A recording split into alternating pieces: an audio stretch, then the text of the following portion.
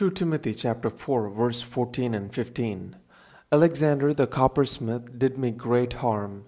The Lord will repay him according to his deeds. Beware of him yourself, for he strongly opposed our message.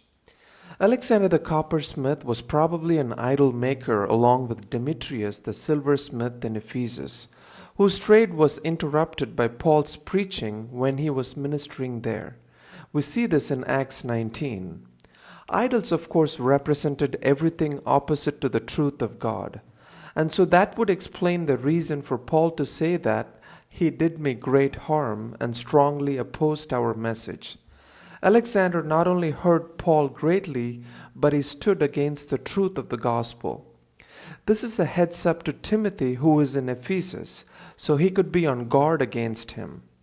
And then Paul says in verse 14, the Lord will repay him according to his deeds.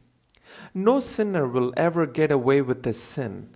No person who opposes the gospel of Jesus Christ will ultimately succeed. Romans 12:19, vengeance is mine, I will repay, says the Lord. It's remarkable how Paul didn't carry a grudge. He didn't carry any bitterness against his offenders. He didn't feel that he had to attack back all his enemies. He, like Christ, when reviled, didn't revile back, but committed himself to God. Paul will leave the retribution to God, against whom all sin is first committed. While future retribution belongs to God, present watchfulness belongs to us. As Paul says in verse 15, beware of him yourself. This must have been a relentless enemy. All laborers of God face enemies who stand against the truth of the gospel.